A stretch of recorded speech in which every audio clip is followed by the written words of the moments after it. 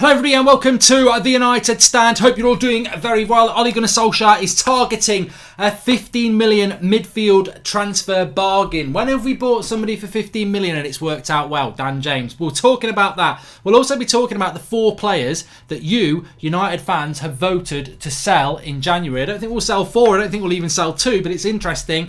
Also, some comments that Gary Neville made that I wanted to go into more depth with. And a big question I was asked that I don't want to sit on the fence with this. I was asked a question today that I thought that would be interesting to get into the show tonight. And it was, if you had the power in whether Paul Pogba was going to sign a new contract or United or not. So I could say yes he will, yes he won't. What would you do and how much would you pay him? Which I think is a good question and I want to get your opinions on it as well. Also, Transfer Weekly started back again today. You can watch that by clicking the eye in the top right hand corner or going to the homepage. Transfer Weekly will be every week on a Wednesday until January when it becomes Transfer Daily. So we were talking about Sancho, Haaland, Eriksen, and a few other players as well. Some interesting news around that, so make sure you give it a watch. But let's fly into the main topic. And Romario Lawrence just said, I'd take Emre Can and Christian Eriksen for 30 million in January. I think everybody would, Romario. I think everybody would. But we've spoken about Eriksen on the transfer show, so I don't want to talk about him. But I do want to talk about Emre Can, because on the show last night, I said, if we let Matic go, who would you go for? And a lot of you said Emre Can, Emre Can, Emre Can. And I tell you what, I think this is the player that Manchester United should offload Matic for and bring in, because he absolutely, and I've got to applaud you lot, because I said about Emre, we were linked to Emre Can in the summer, and I said, well, I'm very stubborn, I'm very old school. He's played for Liverpool, forget about it. But he left Liverpool of his own accord. Probably a stupid move because Liverpool have won the Champions League and they're probably going to win the league as well. And Kjetil says he's got a donkey called Matic. So have we. He wears the number 31 shirt at Old Trafford. But in seriousness, Emre Can, I think, is a very, very good option for Manchester United. I was talking about this on the transfer show. What Manchester United need, and Gary Neville was saying this as well, they need 4 or 5 experienced quality players. And Emre Can would fit that like a glove. He is exactly the right age. He's 25. He's going to be 26 in January. Perfection. Exactly what United need. And United need 2 or 3 players like that, who are 26, who are young enough to be part of a rebuild, but are also experienced enough to come in and be instantly ready. I'm also talking Bruno Fernandes. We didn't do that one, but Emre Can would be perfect. And it's just about, for me, and I don't know about you lot, for me, it's about, can you move past the fact that he played for Liverpool? If you can do that, he's available. His release clause is £39 million, but there's news coming out of Italy today that they would be willing to let him go for less than his release clause, and £15 million was quoted. Now that, to me, is, you just do that deal. £15 million for someone like Emre Can, you just do that deal. It's absolutely perfect. A lot of you would say, well, what is Emre Can? You know, and I think he is one of those sort of players that when you think about him, you think, well, he used to play Liverpool, so I never took any bloody notice. But basically what Emre Can is I would say his biggest trait is tenacity. He likes to tackle. He does pick up a lot of yellow cards. But I think Emre Can would be perfect to play alongside Fred or McTominay. Exactly what we need at the moment. I agree, I would love an Ndidi, but I mean, how likely are we going to get Ndidi? And also, it wouldn't be till the summer, and we'd probably prefer Maddison. So we've got to look at what we can get. And I think he would be absolutely spot on for what we need as a replacement for Matic. He's got years on his side. He is tenacious. He can make a tackle. I mean, this is a lad as well who, all right, it's not worked out for him at Juventus for various reasons, and I'd look at that a little bit. He's always had a little bit of inconsistency next to him, but I think a lot of that was to do with his age. I mean, he left Liverpool when he was like 23, 24. He's done a lot in his career. He's well thought of in the German game, and he's got absolutely everything. I mean, he's a jack of all trades. He can score goals. He's got a decent shot on him. He's got a good passing ability.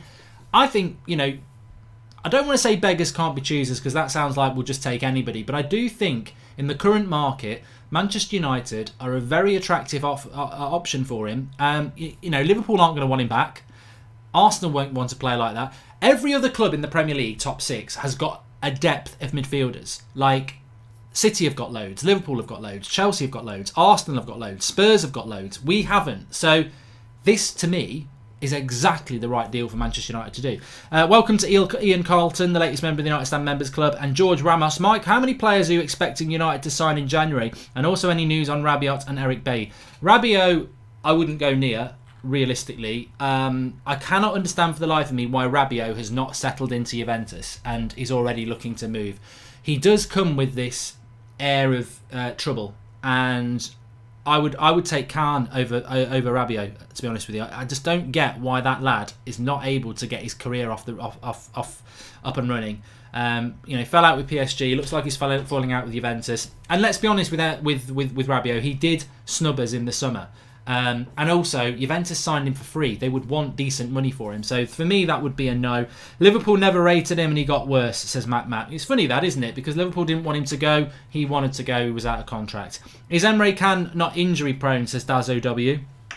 Well, that's the sort of depth that I think we would need to look into with Emre Can. I don't know that. I don't know. If he has got injuries, then I'm not going to be a hypocrite and say, look, if he's picked up 3 injuries in the last year, then we probably shouldn't be looking at him. But on the face of it, I think that is the sort of deal that you do in January. People say, George Ramos says, how many deals are we going to do in January? Well, unfortunately, the sort of deals we can do in January are the Emre Can deals, the Mandzukic deals. The more obviously correct deals are very hard to do in January because those players are going to be playing club football at clubs that probably wouldn't want to sell them till the summer. If you want January signings, you're going to have to go with surplus to requirement players or players who are coming towards the end of their contract. For me, the top 3 most likely players we're going to sign in January are Emre Can, Mandzukic and Christian Eriksen. And to be honest, out of those, I probably would want Emre Can the most because, as I said this lunchtime, CDM is the number 1 position for me. I don't know about you lot. We need midfielders.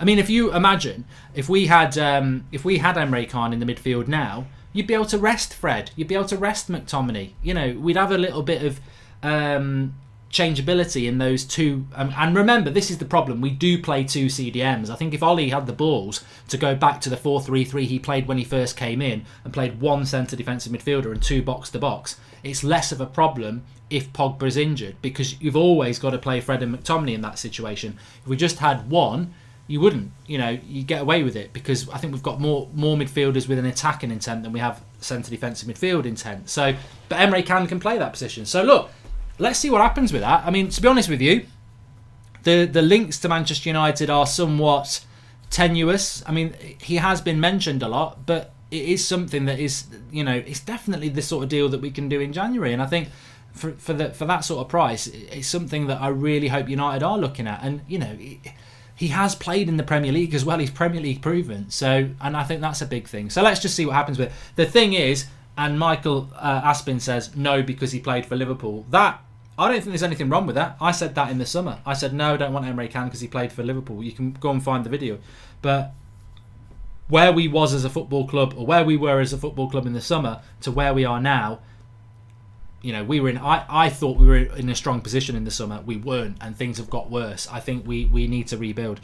Bentancur is better, says Huao. Yeah, but he's not surplus to requirements at Juventus, is he? Can is the most important for me. Don't have one. And Mata, Lingy and Pereira are not good enough, says Grandad 33. It means like centre attacking midfielder, not on Emre Can. And Mark, I swear McTominay's a CDM, says Dave. Yeah, he is. I don't think anybody said any different. I would go for both Emre Can and Eriksen, says Ali Jarbar. And Sheringham, I don't know what you're talking about there. What a save. I can't believe people are actually wasting their Thursday night watching England play against a bunch of farmers. Are we not 9-0 up yet? I refuse to watch it. I'm going to do this with you good people, and then I'm going to play a bit of Call of Duty. I can't be arsed wasting my life watching England play crap games. It's just, I just get bored. I've actually, the international break, I don't mind. It's nearly over. We're nearly through the first week. But what I do hate about international breaks is when England are playing a couple of farmers. It's really boring, and I just think I ain't going to watch it. Mark, do you ever wonder where we would be if we stuck with Giggs as a manager, says Mike for Power? If I'm absolutely honest with you, no. Right, I'm going to answer this question next because I really want to get into your thoughts here. And then we'll talk about like the 4 players that United fans have voted that they would like to get rid of, and this thing about what Gary Neville was saying as well, and take some of your questions. So there is, around Manchester United at the moment, there is this air of uncertainty about Paul Pogba. There is a feeling that they can get him to sign a new contract, but that feeling is based on he might not be able to earn the money he wants elsewhere or even get a move elsewhere, so he might have to settle for Manchester United if they look like they're going to build a future plan out. So I was asked today about Paul Pogba. If you had the power to say he's signed a contract, he's left, what would you do? And the person who asked me that said, because I know you're a fan of Paul Pogba. And I said, well, I'm going to surprise you. I had an instant answer ready, and I want to see what you lot would say. So if I was the decision maker of whether to sell Pogba or give him a new contract, and assuming he would sign a new contract, I said I would sell him. And the person I was talking to was like, I'm really surprised about that because you rate Paul Pogba. And I said, yeah, I do rate Paul Pogba, but I can't move away from what I said in the summer. I didn't hate on Paul Pogba. I think Pogba's a fantastic player.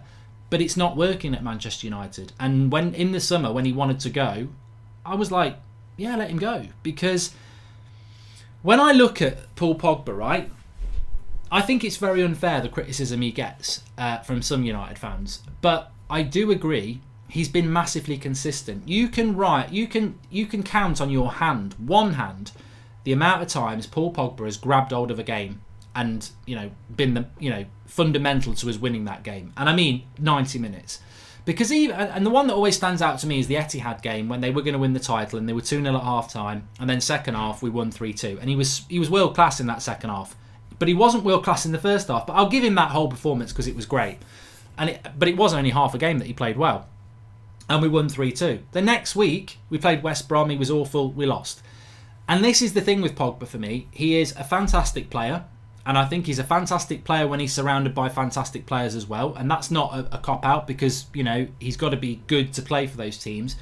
But he just doesn't work. I don't think he works in the Premier League, and he certainly doesn't work with the quality of players that we've got. And I don't think we're ever going to have the quality of players that Pogba needs around him. So I would let him go. And it's not because I think he's a flop or anything like that.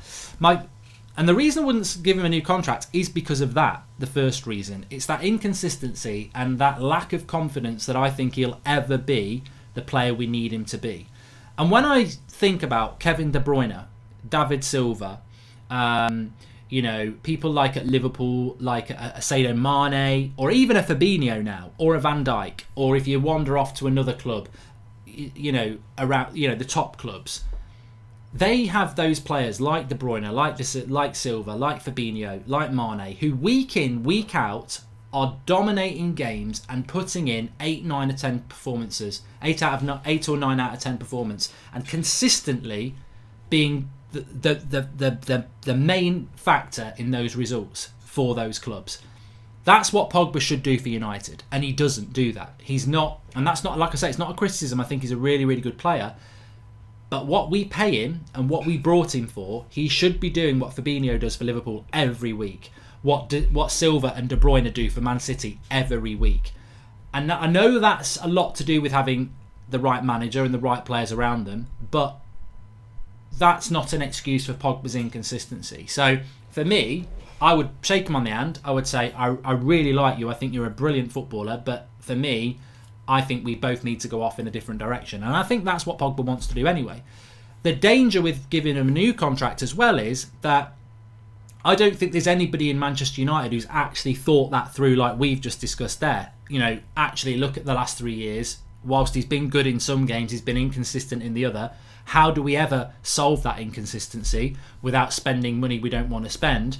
And why would we go and give him a massive new contract based on the last 3 years? But I can tell you for a fact, Woodward would love to give him a new contract, because the same reason we want to give Lingard a new contract. Paul Pogba sells shirts. Paul Pogba is very, very merchandisable, and it's glamorous. And this is the thing. I don't think United look at things from when Ander Herrera says they're not run like a football club. I don't think it's just about the money. I think it's the people making the decisions as well.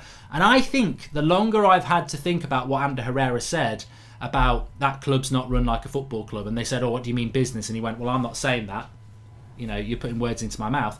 I actually think Herrera may have been getting at a totally different point. That club's not run like a football club because they let my contract run down, and I'm very consistent for Manchester United.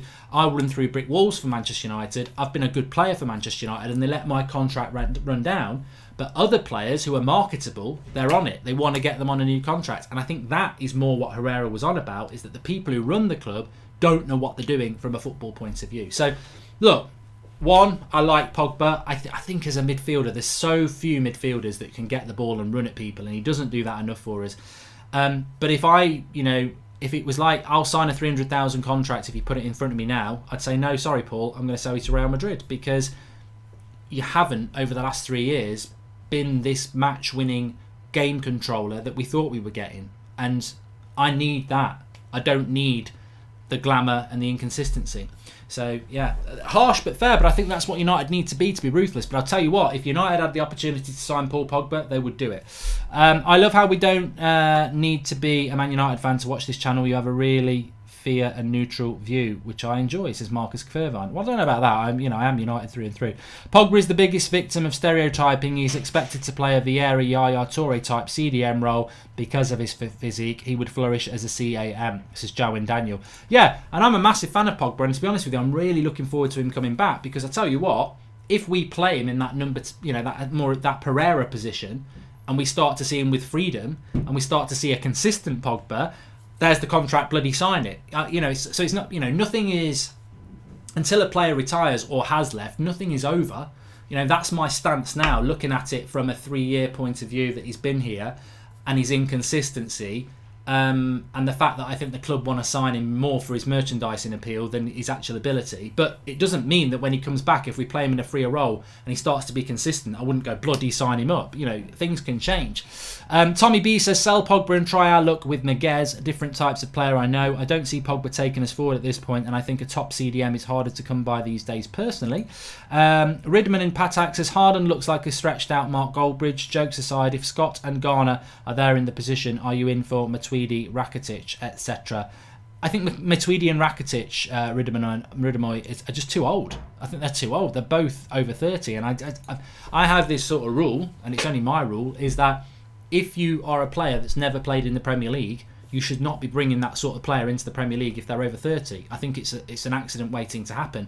The demands of the Premier League are so much more than Serie A, than La Liga, than the Bundesliga. So you bring a player in who naturally in their 30s are going to pick up more injuries, are not going to have the same stamina or muscle set that they had in their 20s, and you throw them into a more demanding league. I think you're absolutely asking for trouble in relation to, wearing them out quicker, and also more likelihood to get injuries. And the speed of the game, they're a player that's, in your 30s, you're naturally slowing down, but then you're bringing them into a league where they're going to have to speed up. It doesn't even make sense.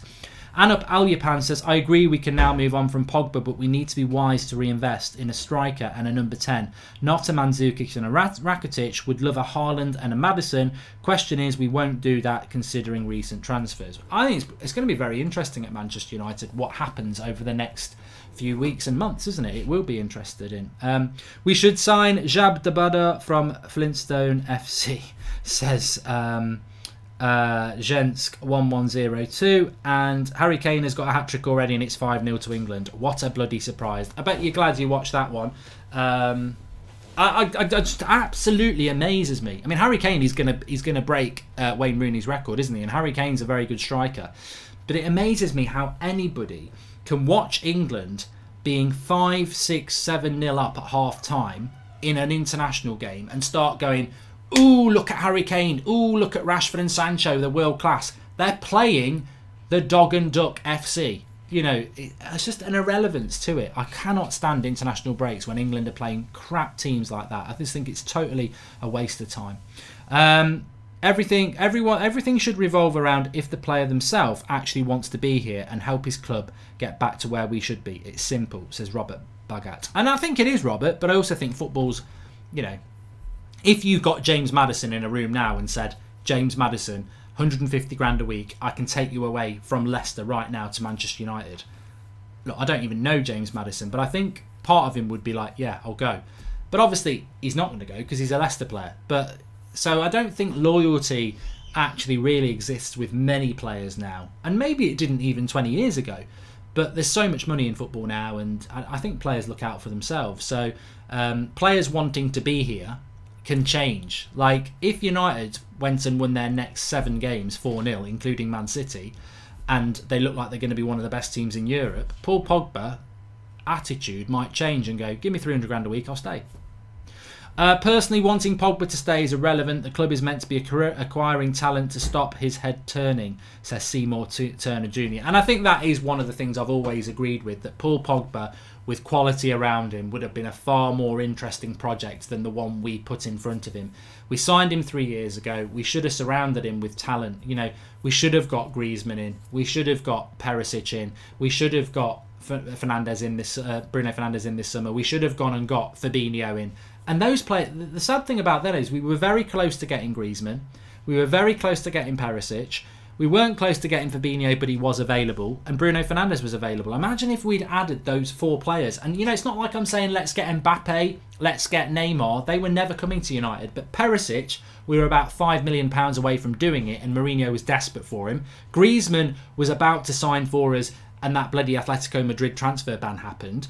Fabinho was available and would have come to us at that point, 100%. And Bruno Fernandes would have come to us. And then you've got Bruno Fernandes next to Pogba, Fabinho behind Pogba, Perisic to one side of him, Griezmann to the other side of him, you know, with Martial as well. And they were all doable. And United didn't do them for various reasons. And mainly because of who our owners are, who our chief executive is, and who our recruiters are. Those deals were all there. And you know, now you'd go, wow, they'd never come to United because we're not that good. But those deals were all there. Like Perisic, Griezmann, Fabinho, Bruno Fernandes, they were all there. We could have done them, and we didn't do them. And imagine how good Pogba would be with that quality around him. And we didn't do it. We didn't do it. Harry Kane hat-trick for England, only 37 minutes gone, says Carl Calliope. Yeah, it's like playing FIFA on semi-pro, isn't it? Forest are doing well, says Drew Baston. I've got no idea how they're doing, to be honest with you, because I'm not a Forest fan. Juventus offered 13 million and Jean-Pierre Papin for Giggsy back in the day, says Christian Buchan. And Pogba out, and Didi and Van der Beek in, says Swarandeep Gosh. I wouldn't mind that. But we'll have to, you know, look, I was asked that question about Pogba, and I thought it was an interesting question to answer on an international break, where I know the people watching the show are the hardcore United standers who are here every night. And I want to applaud you. Please do smash a like on the video, everybody, because look, some people disappear on the international break. And they're welcome to disappear and have a break, and we'll see them back when the games come in, and you know the headline news is there. But I always think I love the international break because we have proper deep conversations about topical things that we can't do when it's not the international break because there's too much going on. But I actually enjoy all this. Pogba saying clowns to the left of me, jokers to the right. Here I am, says Gordon Murray. Let me talk about this then. There was something in the Manchester Evening News over the last couple of days where United fans could vote for the players they wanted to keep the most and the players they'd like to get rid of. So Dan James came out. They did it again on the last international break, but it's interesting because these things are changeable. Dan James is the one player that United fans don't want to get rid of the most, which was surprising because to me, the one player I would say would be top for me would be Anthony Martial. I think Anthony Martial has proven that he is the best talent we have at the club, and he's also proven what an impact he has on the entire team when he plays, as I've said. But the top 4 players that United fans voted for on the Manchester Evening News website to get rid of, in order, so in 4th place was Nemanja Matic. In 3rd place was Phil Jones. In 2nd place was Jesse Lingard. And in 1st place was Ashley Young. They were the top 4 players voted to be sold in January. Which is interesting. I mean, we've spoken about Jesse Lingard. I don't want to do that again. But I think, you know, he'd be the most worrying one there because he's only 18. Well, he's 27, isn't he? 26, 27. But Jones, I think I would sell Phil Jones. Matic, I think, has definitely got to go. Young, I think, will retire at the end of the season anyway. But Jesse Lingard, it just shows you what the fans think of him. You know, it's not a blip. It's a real inconsistent run of form. We beat Brighton at home. Pogba is obviously staying, says Pigeon15. Yeah, I think a bit of banter there. Christopher Liu says, good night, Mark. Started watching late, but will watch over later. Before United buy anyone, we should know who is in charge. Ollie is in charge. Ollie Gunnar Solskjaer is in charge. Sally Devil Red 7 says good choice. Agree, says the equaliser. Lingard should be number 1 on the list, says Michael Svensson. Martial is not a tap talent, get real. He's a handy player, that's it, says Pratton. You're about to get a load of hate, mate. Erling doesn't mind joining in January, says Escape Virus. And Mark, do you believe there is a chance Solskjaer is reluctant to buy Haaland, seeing as his Norwegian transfers in Cardiff were a failure, says Daniel. Well, you can't do that in life. You can't say, I bought Norwegian players when I was at Cardiff and I got the sack, so I'm not going to buy Norwegian players at Manchester United. I think that would worry me about Solskjaer if he closed his eyes off to certain deals because of concern about what happened at another club. And Lingard has a bad effect on the other players, says Ole Gunnar Solskjaer. Imagine if it was the real one. You know what though? I do have concerns about that. Jesse Lingard is a bubbly personality, and take away the football, I think he is, he comes across as some would say an idiot, but a lover of life, and there's nothing wrong with that. Everybody's different, and he seems an exuberant personality, and I think because he's been at United for so long, he will be a very big impact in the dressing room. The trouble with that is, do you want somebody to be a big impact in the dressing room who is known for being a bit of a joker off the pitch and a personality off the pitch, but is contributing next to nothing on the pitch? That is not what you want as your role model for your Brandon Williams, your Axel Tuanzebe, your younger players at the club. A player who is a big personality in the dressing room, but for the wrong reasons. And I'm not saying the wrong reasons are he's an idiot, he acts stupid. I'm not judging him on any of that. The wrong reasons are quite simply, he could be the best leader in the world, but if you're not doing it on the football pitch, do you want that person to be any sort of leader or influence in the dressing room? And that's something, if you're going to be ruthless at a football club. If I was at Manchester United, right, and I walked in tomorrow, and I don't know what you lot think on this, if I was in charge of Manchester United and I was a good manager, which I'm not, the first thing I would do at that football club is be ruthless and aggressive. I would be aggressive in trying to get players in, and I would be ruthless in who I was going to get out. And from what I know, and I don't train them, I don't know how the personalities are, but from what I know of that football club, I would walk in and I agree with the 4 players people have got. I'd tell Ashley Young to retire at the end of the season. I'd say, you've been a good servant, you can hang around till the rest of the season, but you either go and find another club or you can retire. Phil Jones, I'm selling you. I don't really understand the points.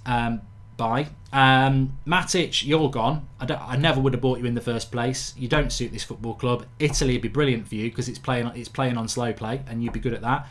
And Jesse, I reckon you could resurrect your career at someone like Bournemouth or Everton. You're not a Manchester United player. You're a very influential player around the club, and we want to go in a new direction. And I wish you all the best. And that's what I would do. I would get rid of them, and that would be ruthless. That's what ruthless needs, because you need the influences in that football club to be people who are influential in the dressing room. If Anthony Martial was the personality had the personality to be a Roy Keane, he'd be perfect, because in the team he makes a big difference, and then he's making a big difference as a leader as well. But we haven't got those sort of leaders, so you don't want your leaders in the dressing room to be people who are not contributing on the pitch. Mark, you think our fullbacks not joining attack enough has impact on our chance creation? Unlike City and Liverpool, our fullbacks don't provide enough width in attack. Thoughts attacking fullbacks, says Rafu. I think we've got fullbacks who want to attack. I think Brandon Williams and Luke Shaw will attack down that left hand side. I've seen Wan-Bissaka trying to do it, and Delo's very good at it. But it may well be a message from the side not to do it, to keep it compact at the back. And I think tactically, looking at Manchester United over the next few weeks is going to be very interesting, because we've got teams that we can go and beat, and it depends how teams approach us. I mean, I don't think Aston Villa are going to go on the front foot at Old Trafford like Brighton did. I don't think that Sheffield United will go on the front foot at Bramall Lane. So how are we going to break those teams down? Alexander B says, Arsenal fan here, hate United but love your channel. Keep up the good work. UNAF TV are killing it. Thank you, Alexander B. And a lot of time for Robbie and AFTV, to be fair. I know the graph that they put in. Hello everybody and welcome to the United Stand. Hope you're all doing very well, says Jules King. You're about 25 minutes late. Thanks everyone who has tuned in. We're not finished yet, but please smash a like on the video. Make sure you subscribe to the channel. And I just want to shout out a couple of things. It's like a mid-show break. First of all, Transfer Weekly is back. I did it this afternoon. Link in the video description. Click the eye in the top right hand corner or go through the homepage. Talking about news on Sancho and Haaland that has come out today. So make sure you give that a watch. Second thing, there's no show on here on Saturday. There will be a Friday night 8 o'clock show. There will be a Sunday night 8 o'clock show. But there will be no Saturday night show at 8 o'clock because I will be live doing it on That's Football. That's Football YouTube channel, which is Mark Goldbridge That's Football, which hit 100,000 subscribers last week, which is irrelevant information to you. But I am doing an all-day stream from morning till midnight and probably later, trying to raise money for the Marie Curie cancer treatment charity, and we're trying to raise a lot of money for that. So it's an all-day stream. I'm going to be playing FIFA, I'm going to be playing Call of Duty, we're going to be talking about all sorts of topics which you will dictate, and we'll be doing a United Stand 8 o'clock show as well on there. So make sure you join me for that. I'll give you the full details. I opened up the Just Giving page yesterday. We've already had nearly 200 quid, which is great because we've not even started doing the actual thing yet. But yeah, it'll be all day. I'm looking forward to, I'm really proud of what we achieved 2 years ago on this channel. We got, I think all in, we got about 8 to 9 grand. Not 89, between 8 and 9 grand. So if we can replicate that, I'll be over the moon.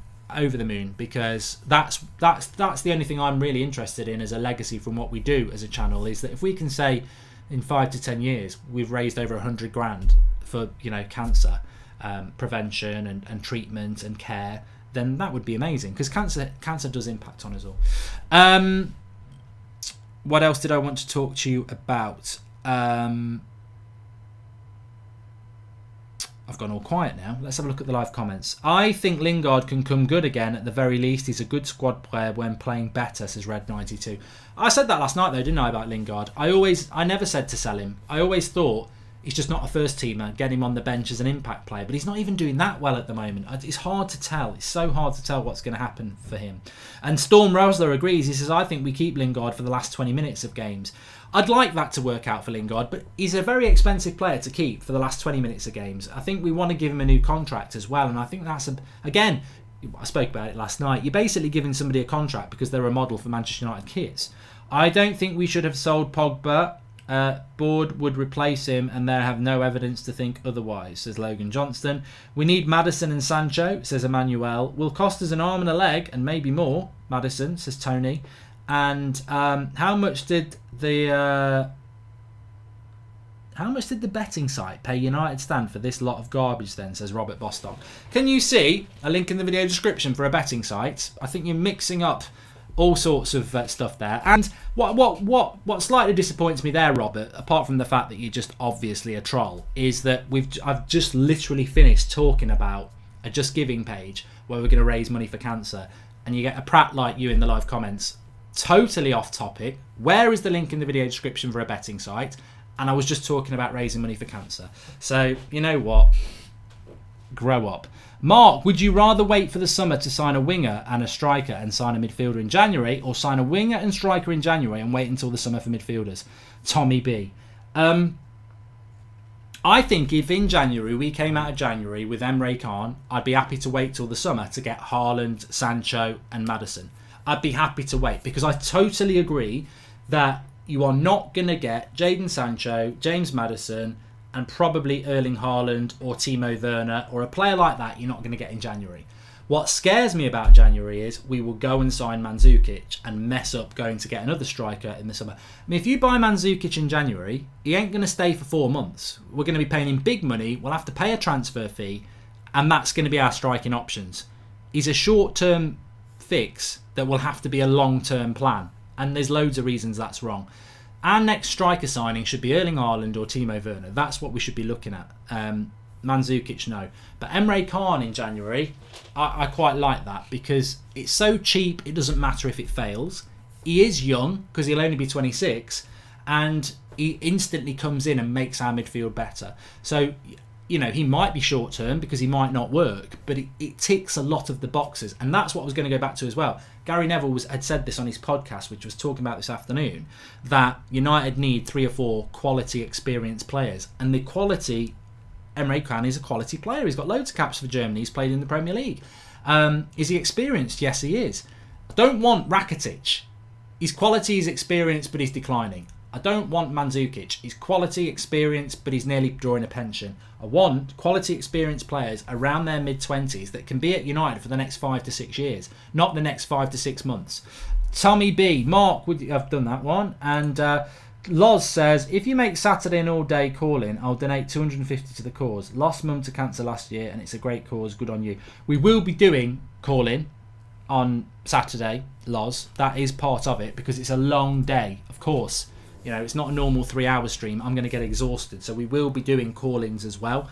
It's going to be call-in, gaming, all sorts of stuff. So we're even thinking about doing a Strictly watch-along. But we'll do loads of stuff. So look, all I want to do on Saturday is raise money for cancer care and that charity. So if people have got ideas on the day, we'll be fluid. We will be fluid.